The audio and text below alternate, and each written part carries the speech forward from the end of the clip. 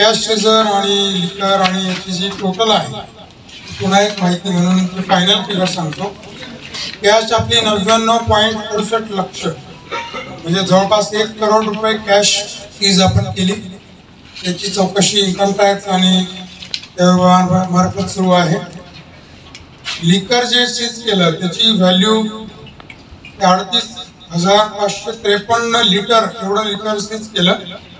त्याची व्हॅल्यू 54.58 लक्ष इतकी आहे. ड्रग्स 1.03 लक्ष इतके आहे आणि प्रीबीज जे गांजा या बाकी सर्व गोष्टी याची सर्व मिळून टोटल कॉस्ट आहे 2,03,06,000. निवडणूक काळात वेगवेगळे 10 गुन्हे दाखल झाले. SP साहेब त्याबद्दल डिटेल सांगतील. त्यामध्ये MCC 3 आणि ऑदर 7 असे 10 गुन्हे निवडणूक काळामध्ये दाखल झालेले आहेत. यामध्ये 2019च्या निवडणुकीमध्ये आपण जाणतो की जिल्ह्यात 67.83% इतकं मतदान झालं होतं आणि त्यामध्ये 96 परभणी 62.17 सर्वात कमी मतदान 2019ला झालं होतं. आता 2024ची जी अंतिम आकडेवारी माझ्या समोर आहे ती मी सांगतो. यामध्ये पोस्टल बॅलेट पेपरचा समावेश नाही. तो जर ऍड केला तर अजून एक अर्धा पाऊण टक्का आकडेवारी वाढेल. यामध्ये 95 जिंतूर 75.36% मतदान झालेलं आहे.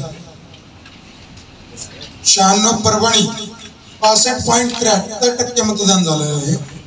म्हणजे मागच्या वर्षीचे 62% होतं ते 65.73 जवळपास 3-3.5% परभणीमध्ये वाढलेलं आहे. 97 गंगाखेड 73% झालेलं आहे जे 2019ला 68.87 असलेलं ते आता झालं 73.04 आणि 98 पाथरी मध्ये 2019ला 66.58% झालं होतं ते आता 70.97% झालेलं आहे. म्हणजे या क्षणी 71.45% ही आपल्या UMच्या मतदानाची फिगर आहे. यामध्ये postal ballot paper, service voter, home voting हे सर्व ऍड होऊन साधारण एक अर्धा पाऊण टक्का अजून वाढ होईल. त्याची एक्झॅक्ट फिगर आपल्याला उद्या कळेल. आज ती आपली जी टीम आहे ती औरंगाबादला गेली ना असते. राज्यस्तरीय मतपत्रिका किती आल्या किती गेल्या ती एक्सचेंज करण्यासाठी राज्याचं सेंटर औरंगाबाद आहे. ती आपली टीम गेलेली आहे. त्यानंतर अंतिम फिगर होईल पण साधारण 72%च्या पुढे आपण निश्चितपणे जाऊ. याच अनुषंगाने सर्वात हायएस्ट जे मतदान झालेलं आहे ते 95 जिंतूरला झालेलं आहे. त्याचं मतदान केंद्र 335 आहे आणि मतदानाची टक्केवारी 94.32 इतकं चांगलं झालेलं आहे. त्यानंतर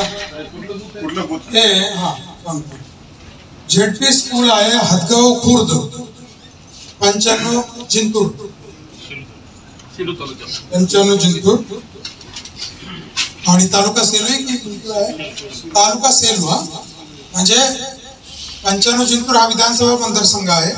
तालुका सेलू 94.32 इतकं झालेला आहे.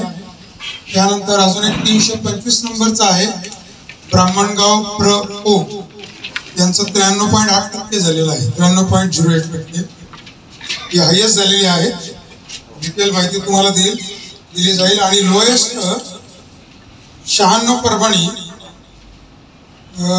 प्रभावती हायस्कूल खोली क्रमांक 11 बूथ क्रमांक 80 यांचं 35.99 इतकं सर्वात लोएस्ट मतदान आपल्या जिल्ह्यात झालेलं आहे. आणि आपल्याला माहिती आहे 35%ला आपण पास होतो तर सर्वांना 35%च्या वरती मतदान झालंय म्हणजे नापास नाही झालं. विधाते साहेब सांगतात एकही बूथ आपला नापास झालं नाही. मागच्या वेळेस काही बूथ नापास झाले होते बहिष्कार या गोष्टीमुळे. आपल्या सहकार्यामुळे सर्वांच्या त्याच्यामुळे झालेलं आहे. आता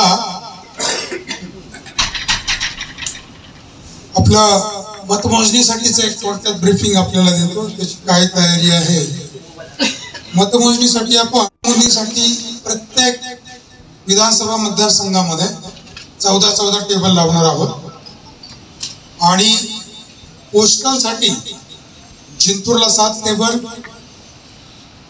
परभणी 6 टेबल, गंगाखेड 8 टेबल आणि पाथरी 7 टेबल.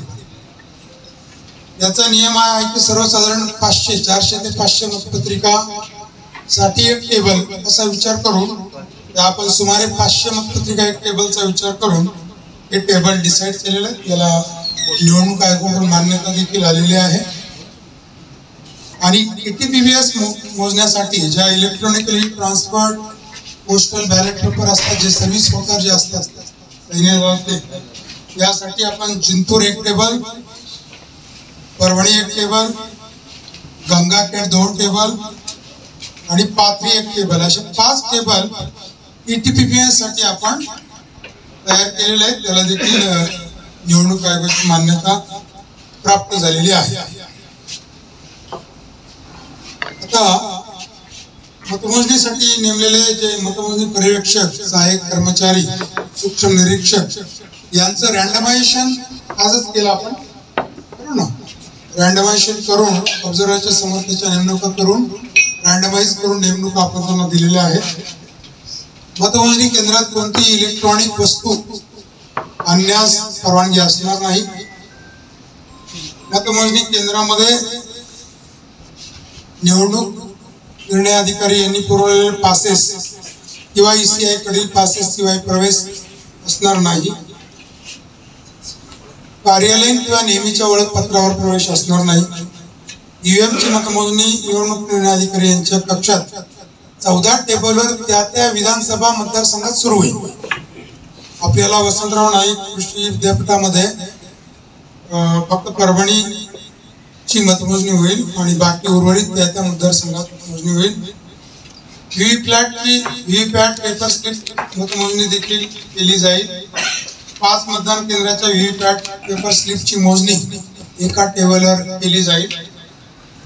मतमोजणी कक्षात प्रवेश करण्यास पात्र व्यक्ती निवडणूक निरीक्षक, नियुक्त निर्णय अधिकारी, मतमोजणीचा सर्व स्टाफ, त्याचबरोबर सहाय्यक निवडणूक निर्णय अधिकारी, उमेदवाराचा निवडणूक प्रतिनिधी, मतमोजणी प्रतिनिधी आणि निवडणूक संबंधित ज्यांना आपण आदेश दिलेले आहे असे सर्व सपोर्ट स्टाफ यांना मतमोजणी केंद्रात प्रवेश असणार आहे.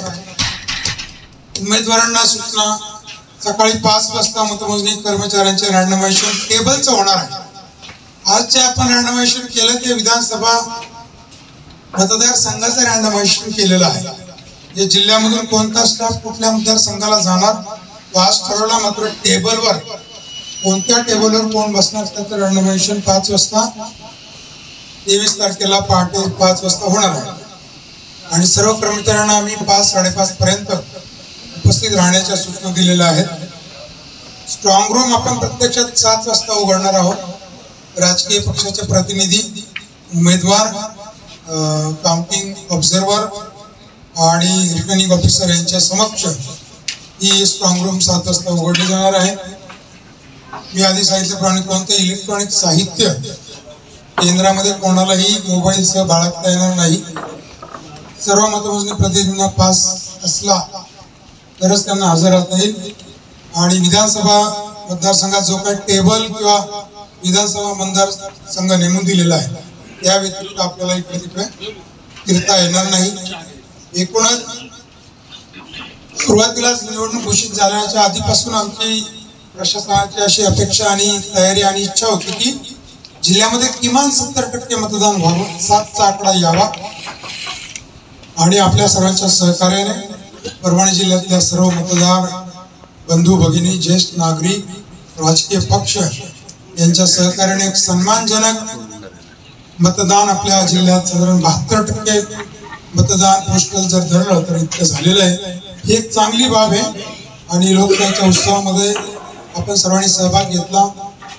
प्रिंट मीडिया, इलेक्ट्रॉनिक मीडियाने देखील अतिशय पॉझिटिव्ह सकारात्मक भूमिका घेऊन या वाढलेल्या टक्क्यामध्ये आपला पण सिंहाचा वाटा आहे. आपण सर्वांनी सहकार्य केलं त्याबद्दल धन्यवाद. माझ्या साईडने इतके आहे. बाकी SP साहेब आपल्याला पोलीस बंदोबस्त आणि या अनुषंगाने सांगतील. आपल्या जिल्ह्यामध्ये कुठलाही असा मेजर अनुचित प्रकार घडला नाही. आजूबाजूच्या जिल्ह्यामधली परिस्थिती आपण जाणता आणि याचं क्रेडिट परभणी जिल्ह्यातले सुज्ञ मतदार, सुज्ञ नागरिक, सुज्ञ राजकीय पक्ष, त्यांचे प्रतिनिधी, उमेदवार यांना जातो असं मला वाटतं. अतिशय चुटपुट छोट्या मोठ्या घटनांचे प्रसंग आले, परंतु तिन्ही पक्षाच्या समजदारपणामुळे त्याचा मोठ्या घटनेत कुठेही पर्यवसन झालेलं नाही. या सर्वांचे मी जिल्हा प्रशासनामार्फत धन्यवाद व्यक्त करतो आणि मी SP साहेबांना माहिती देतो, त्यांनी आपल्याला ब्रीफ करावं. कोलपटीने जास्त अंक सीझर झालेले मागच्या तुलना जर करता 2,19,00,000 रुपयांचा जवळजवळ सीझर झालेला आहे. सगळं त्याच्यात दारूची आपली 30 लाखाच्या वरती 28,000 लिटर दारू आहे. अबाउट 7,774 केसेस आम्ही या काळात दारूच्या केल्या. त्याच पद्धतीने म्हणजे सगळी जी त्रिसूत्री आहे ती राबवायची त्या पद्धतीने जे आपलं प्रोफेशनल पोलिसिंग असतं ती फक्त ऐनवेळी करायचं नाही तर याची पूर्ण पहिलेपासून बांधणी करावी लागते. प्रिव्हेंटिव्ह ऍक्शन्स घेतल्या गेल्या. 2797 लोकांवर परवापर्यंत प्रिव्हेंटिव्ह ऍक्शन घेतल्या गेल्या होत्या आणि त्या सगळ्यांना बाउंड आउट मध्ये त्यांचे बॉन्ड घेतले गेलेले होते. त्यानंतर वॉरंट बजावणी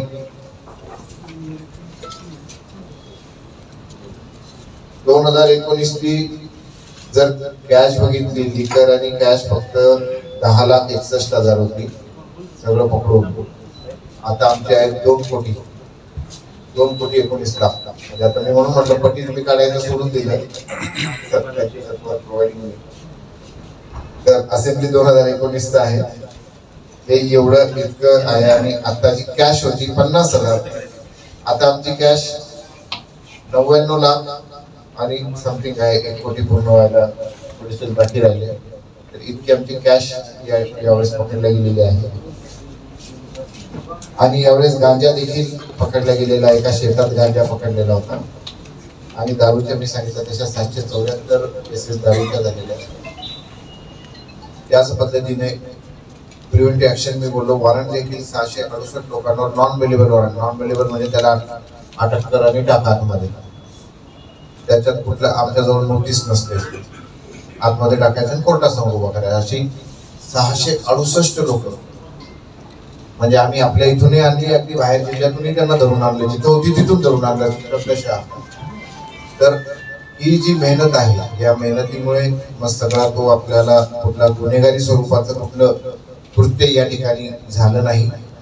आणि जे काही इलेक्शन रिलेटेड गुन्हे झाले त्याच्यात 5 कॉग्निझेबल गुन्हे आहेत आणि 5 NC आहेत. या दरम्यान नॉट इलेक्शन रिलेटेड त्यात इलेक्शन रिलेटेड कॉग्निझेबल गुन्हे 2 आहेत. जे परवा झालेला होता फेसबुकवरून आपलं EVM मशीन दाखवलेलं होतं तो एक गुन्हा होता आणि एक इम्पर्सोनेशनचा होता. तर त्याच्यातही आरोपी निष्पन्न आहे. आणि इमिजिएट आम्हाला माहिती मिळाल्याबरोबर अगदी जी तक्रार आली त्याच्या अर्ध्या तासात ती आम्ही एवढी सगळी यंत्रणा व्यस्त असताना देखील ती कारवाई करण्यात आली.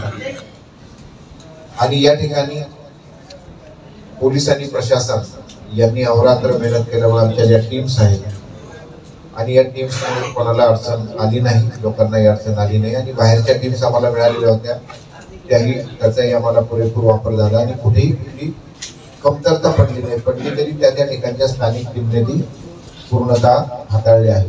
त्याच पद्धतीने सोशल मीडियावर देखील आपण बघितलं असेल तर सोशल मीडियावरील चांगल्याच प्रकारे चेक राहिला. काल कुठली अनुचित पोस्ट एकही पडली नाही जर आपण बघत असाल तर त्याच्याबद्दलही मी आमच्या परभणीच्या सगळ्या तरुण मित्रांचं आणि ओव्हरऑल नागरिकांचं अभिनंदन करतो की त्यांनी त्या बाबतीत अतिशय समजदारपणा दाखवला. जो आम्ही आवाहन केलेलं होतं की आपण सोशल मीडियावर आपल्याला स्वतः लिस्टिंग करावं आणि ज्याने केलं त्याला आम्ही इमिजिएट 1 तासाच्या आत गुन्हा दाखल करून त्याला बुक केलेला आहे. त्याने त्याचा भंग केला. तर आणि आता ते पुढच्या 2-3 निवडणुकांपर्यंत चालू राहतं. कोणी त्याला बोलवा.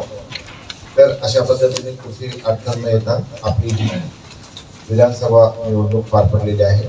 धन्यवाद सर. एक दोनच मुद्दे जी आपल्या सीझरची रक्कम आहे ती आपले जे जिल्हा ट्रेझरी ऑफिसर आणि नोडल ऑफिसर आहेत एक्सपेंडिचरची त्यांनी ती फिगर करेक्ट केली आहे. ती 2,43,00,000 इतकी आहे.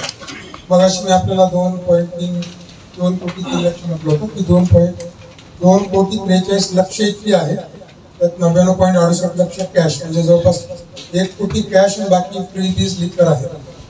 अजून एक सांगायचं राहिलं आपल्याला की मतदानाच्या फेऱ्या किती होती. आपण जाणतो की 95 जिंतूरला सर्वाधिक 438 मतदान केंद्र आहे. 438 भागिले 14 टेबल केले तर 32 फेऱ्या जिंतूरला होणार आहे. त्यानंतर 96 परभणीला 338 मतदान केंद्र आहे. परभणीत 25 फेऱ्या होतील मतदानाच्या. गंगाखेडला 432 मतदान केंद्र आहेत. म्हणजे 2 नंबरची संख्या गंगाखेडची 432, त्यांच्या 31 फेऱ्या होतील. हे पोस्टल सुरू आहे, ईव्हीएमच्या फेऱ्या मी सांगतो फक्त. आणि 98 पाथरी मध्ये 415 मतदान केंद्र आहे. त्या ठिकाणी 30 फेऱ्या होणार आहे. पोस्टल बॅलेट पेपरची मतमोजणी आरोच्या टेबलवर सुरू झाल्यानंतर काही वेळातच ईव्हीएमची प्रत्यक्ष मतमोजणी सुरू होईल.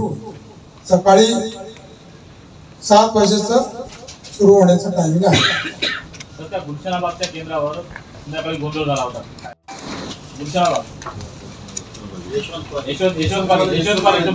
तर त्या ठिकाणी सगळी प्रक्रिया संपलेली होती. आपल्या तिथल्या केंद्राध्यक्ष यांची जी काही प्रक्रिया असते सिलिंगची, आणि त्यानंतर काही लोकांचा गैरसमज झाला, आम्हाला परत पाहू द्या, सगळ्यांना बाहेर काढलं त्यांनी. आता झालंय तुमचं, आणि त्यांनी आग्रह धरला जो कायदेशीर नव्हता, त्याच्यामुळे त्यांनी त्यांचं तार लावून घेतलेलं होतं. मी स्वतः त्या ठिकाणी पोहोचलो. आमची यंत्रणा आम्ही अशी ठेवलेली होती की कुठं काही असेल तर आम्ही स्वतः देखील दोघेही उपलब्ध होतो, कलेक्टर साहेबांनी मी. आणि तो त्यांना समजावून सांगितलं की झालेलं आहे सगळं. मग तो पूर्ण लगेच आम्ही सगळी लोकांना आम्ही स्वतः समजावून सांगितलं. ते 2 मिनिटात मी समजून घेतलं. त्यांनी आरोप केला होता की एजंटच्या समोर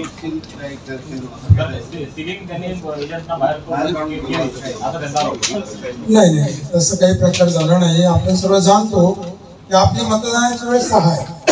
आपल्या जवळपास एक साधारण 60-70 मतदान केंद्रावर 8 वाजेपर्यंत 8:30 वाजेपर्यंत मतदान चालू होतं. 6 वाजता जेवढे पण लोक लाईन मध्ये होते त्या सर्वांना उलटी आपण चिठ्ठ्या वाटल्या. आता काही बघे अजून एक ह्याच्यात जाणवलं की काही ठिकाणी मतदान करून लोक तिथेच घुटमळत होते मतदान झाल्यानंतर सुद्धा.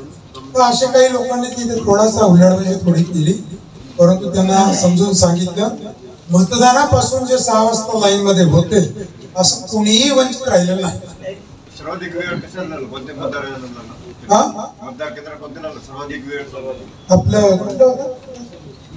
जिंतूरचं ना, जिंतूरचं आडगाव मतदान केंद्र आहे, त्याला साधारण 9:30 वाजले.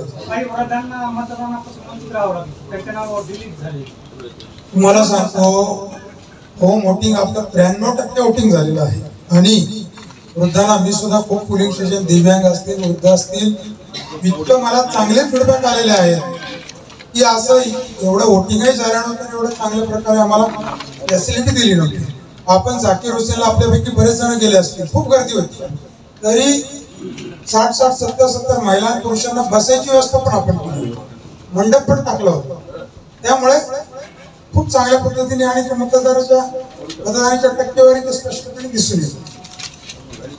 प्रशासनानं चांगल्या प्रकारे काम केलं आहे, त्याच्यात दोन मत नाही. पण अनेक जे कर्मचारी होते त्यांची राहण्याची किंवा जेवणाची व्यवस्था झाली आणि अनेक याच्यामध्ये फिरलो. मी खरं स्पष्ट सांगू का, जेवणाबद्दल तर लोकांनी खूप समाधान व्यक्त केलं, पण तुम्ही म्हणता ते एक गोष्ट बरोबर आहे, मी नाकारत नाही. शेवटी राहायचं असतं पुढे शाळेमध्ये, आणि मग तिथलं टॉयलेट आणि घरचं टॉयलेट, तिथलं बेड आणि घरचा बेड, तिथली व्यवस्था आणि घरची व्यवस्था, याच्यात फरक पडतो. प्रतिकूल परिस्थितीत काम करावं लागतं, हे आम्ही नाकारत नाही. नाही, त्यांचं म्हणणं होतं की असं राहण्याची काही व्यवस्था आम्हाला तशी नाही पाहिजे, फक्त जेवणाची व्यवस्था बरोबर. म्हणजे समजा तुम्ही जर 3 चपाती देत असता तर त्यासोबत व्यवस्थित ती भाजी तर द्यायला पाहिजे ना. मला वर्जून मी सांगतो, त्यांना आपण जेवण दिलं, पण जेवणाचा भत्ता देखील दिलेला आहे. म्हणजे नाही हे समजून घ्या आपण, म्हणजे भत्ता देऊन जेवणही दिलेलं आहे. आता एवढ्या मोठ्या प्रक्रियेमध्ये थोडंफार 19-20 होतही असेल, परंतु त्याच्या मागची भावना हीच असते की सर्वांना मिळेल. थोडंफार झालं असेल त्याबद्दल हरकत नाही. सर, आपण मतदानाच्या पूर्वसंध्येला ड्रोन उडवले का? किती कॅश वगैरे रिकव्हरी झाली? ड्रोनचा उद्देश ड्रोन कॅश नाही दिसू शकत. ड्रोन ही आमचा लोक कुठे जमले, कारण तुमची जमावबंदी होती. काय कारवाई केली का? केली नाही. हे सगळे आमचे जे आहेत बाकीचे, आता तेवढे डिटेल आम्ही तुम्हाला आमच्या ज्या काही एवढ्या मिळाल्या, दोन दिवसात जवळजवळ आम्हाला 5, 4, 20 लाखाच्या वरती कॅश माझी होता दोन्ही दिवशी. अशी कधीच झालेली नाही. शेवटच्या दिवशी तर 20 लाखाच दिलं होतं.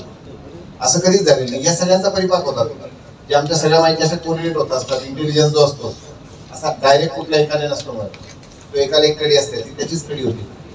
आणि काही तुम्हाला सांगितलं नंतर स्कीम पण होती. या सगळ्यांच्या कडी मिळून ये. शेवटच्या दिवशी तुम्ही एवढं बघणार नाही, एवढं सीझन, कारण शेवटी मॅनपॉवर नसते. म्हणजे आमच्या फील्डवरच्या लोकांचं मी करतो, शेवटच्या दिवशी तर मॅनपॉवर काहीच आमची नसते. जी आहे आम्ही आमचे अधिकारी, बाकी सगळे फील्डवर गेलेले. त्या याच्यात आपलं जवळजवळ 20 लाखाचं हे सगळं याचं आहे. आणि रात्री प्रत्येक आमच्या मोठे जे पोलीस स्टेशन होते हे सगळे ड्रोनने बघत होते की रात्री कोण फिरताय. तुमच्या प्रश्नाचं उत्तर, तर तुम्हाला कुठली गोष्ट झाली नाही याचा अर्थ काय? त्याचं सक्सेस ते आहे, कारण वरतून आम्हाला दिसतंय. अदरवाईज कोणीतरी रात्री जमतायत, कुठे चाललंय मोटरसायकलवर, त्यावर क्लिअर काय मी स्वतः बघितलं. रात्री दोन्ही दिवशी आम्ही रात्री फुल 4 वाजेपर्यंत आम्ही आमची नाईट आउट होतो. हा फुल नाईट आउट. आणि आता या ठिकाणी माझ्या लोकांचं कौतुक म्हणून नाही, परंतु फक्त माझ्या टीममुळे, की तो आमच्याकडे फार म्हणजे कमी स्टाफ होता. एका फेज मध्ये होतं. तुम्हाला सांगतो, एका फेज मध्ये करणं हे आमच्यासाठी प्रचंड मोठं आव्हान असतं. लोकसभेला कसं असायचं, आता औरंगाबादला समजा 1 तारखेला तिकडचा स्टाफ आमच्याकडे येईल, आमचा स्टाफ अमरावतीला गेला होता, माझा अमरावतीचा कुठे नागपूरला जाईल, हा विषयच नव्हता. तुझे तू वापर जे काही येते, म्हणजे लिटरली आम्हाला बोटावर मोजण्या इतकंच होतं. आमचे सगळ्यांचे सगळे अत्यावश्यक सेवा सगळीकडे केलं. त्याच्यात कौतुकास्पद मी सांगतो, आजारी मंडळी देखील आपली सगळी येऊन गेलेली होती की तिची खात्री गुरुद्वारा आजारी मी वायरलेस सांभाळतो. रिटायर्ड लोकांचा अख्खा ग्रुप आमचा तिथे होता. जर आपण बघितलं असेल आपल्या झाकीर हुसेनला, कारण झाकीर हुसेनला गर्दी होते म्हणे सर, सगळे आले, एक तर काठी टेकत आले, युनिफॉर्म घातला त्यांनी. सर मी करेल ना, म्हणजे गर्दी आवरायचं काम माझं आहे म्हणे. 10 लोकांचा माझा ग्रुप होता. आणि एक 2007ला रिटायर झालेले, 2011ला रिटायर झालेले, स्टील दे आर हॅव्हिंग एंटू. नाही सर, इतर मागच्या वेळेस लोकसभेला कारण आपलं तिथं 9 वाजेपर्यंत चाललो होतं. ती सगळी मंडळी, सर तुम्ही सांगा कुठे आम्ही उभं राहायचं, आम्ही थांबतो, गर्दी नियंत्रणात. आणि देवेल तर या गोष्टी त्यांनी केल्या. आणि बाकी बाहेरून आलेले होमगार्ड होते, कोणी त्यांचा पॉईंट सोडला नाही. सगळ्यांनी अतिशय व्यवस्थितपणे काम केलं. तर ही क्रेडिट आमच्या फील्ड स्टाफला जाते की ज्यांनी या थंडीमध्ये आणि कुठलाही काहीच न दाखवता सगळं काम केलं. त्या मंडळी देखील आली. तो all credit goes to staff. आता पुढे त्याची एक समिती आहे पकडलेल्या कॅश संबंधी, इन्कम टॅक्स विभाग, नंतर त्याची एक समिती आहे. त्यांच्याकडे हिअरिंग होतात. इन्कम टॅक्सची फार किचकट प्रक्रिया आहे. त्यांना सर्व डॉक्युमेंटरी एव्हिडन्स द्यावा लागतो.